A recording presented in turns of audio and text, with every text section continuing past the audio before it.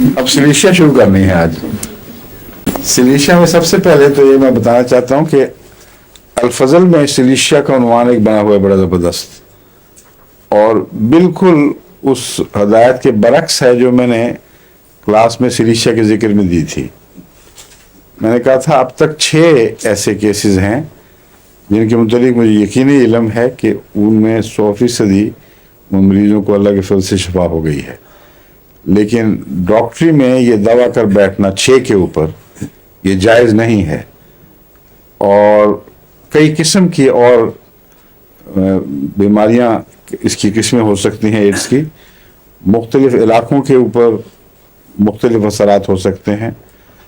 इसलिए जब तक हम वसी पैमाने पर सारी दुनिया में तजर्बा न कर लें उस वक्त तक हमारा ऐलान करना जायज़ नहीं है कि सिलिशिया दरियाफ्त हो गई है एड्स की बीमारी में। और बिल्कुल इसके बरक्स अल-फज़ल में ये ऐलान लग गया है कि सिलिशिया एड्स के मरीजों में 100% कामयाब साबित हुई है, या इस किस्म का मतलब मैं हैरान रह गया जिस तरह कोई अताई ऐलान करता ना कि हमारी दवाएं बहुत कामयाब हो गई। ये रिसर्च के खिलाफ है और खुसूसन मेरी तरफ मंसूब होकर ये ऐलान करना बहुत बड़ी गलती है, क्योंकि दुनिया इससे गलत अगर नतीजे निकालेगी या नुकसान उठाएगी तो जिम्मेदारी मुझ पर आ जाती है।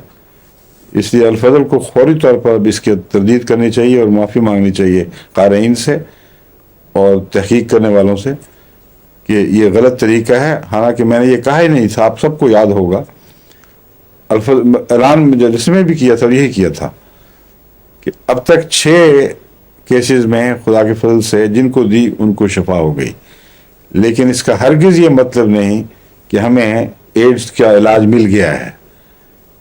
जब तक वसी पैमाने पे मुख्तलिफ ममालिक मुख्तलिफ हालात में एड्स की मुख्तलिफ स्टेजेस पर इसके तजर्बे न करें उस वक्त तक हम कोई नतीजा नहीं निकाल सकते।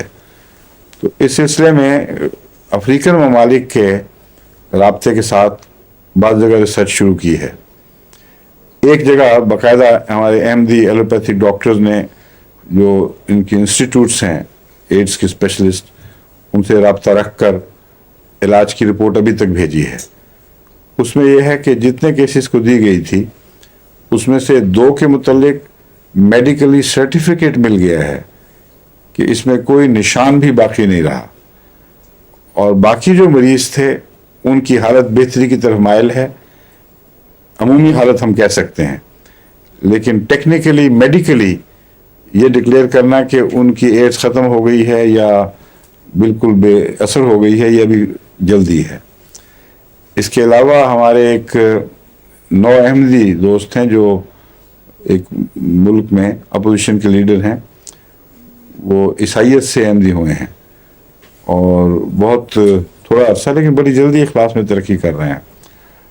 वो इंटरनेशनल नाम रखते हैं अपने स्पेशलाइजेशन में एड्स वगैरह इन चीज़ों में, चुनांचे उन्होंने पेपर्स भी लिखे हुए हैं।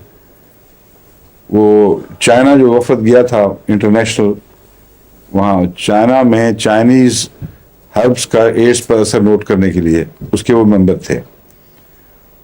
उनसे मैंने तफसीली बात की है और वो चूँकि बहुत काबिल डॉक्टर हैं, उनको पता है तजर्बे किए किस तरह जाते हैं, सारी रिकॉर्ड उसका तमाम रिकॉर्ड रखा जाएगा उसको, और तजर्बा करने के लिए 2 ग्रुप्स बनाए जाएंगे। एक पर सिर्फ यही होम्योपैथिक का तजर्बा होगा, दूसरे पर 3 ग्रुप मैंने उनसे बात की थी, 3 ही बनने चाहिए, एक कन्वेंशनल दवाओं का और एक कुछ अरसे के लिए बेदवा सिर्फ आम सेहत का ख्याल रखना।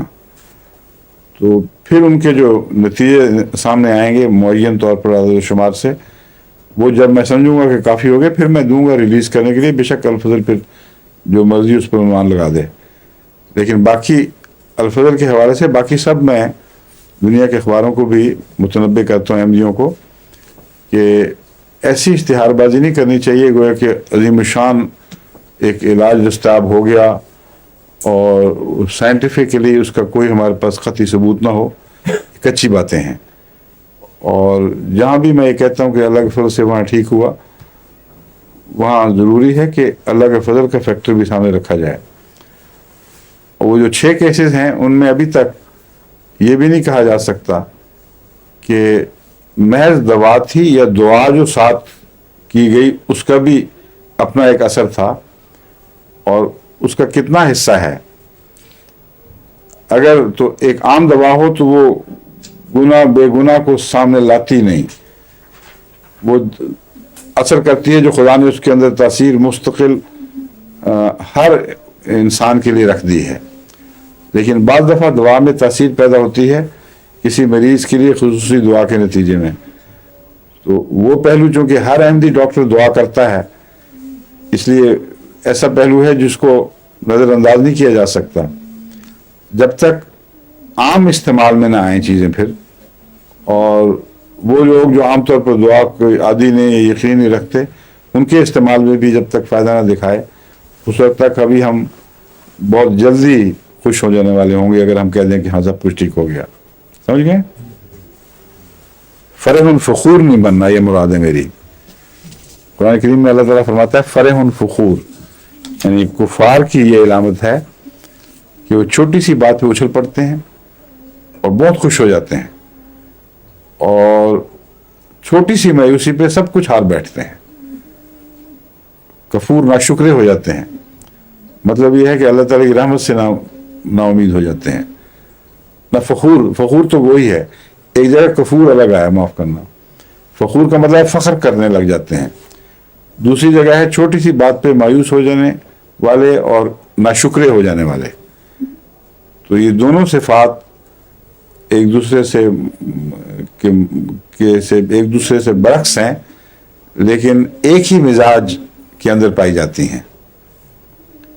چھوٹی سی بات پر بہت خوش ہو جانا، چھوٹی سی ٹھوکر پر گر پڑنا اور ہمت ہار دینا، یہ بظاہر دو الگ الگ قسم کی چیزیں ہیں، مگر حقیقت ہے کہ بالکل ایک ہی مزاج کے دو حصے ہیں۔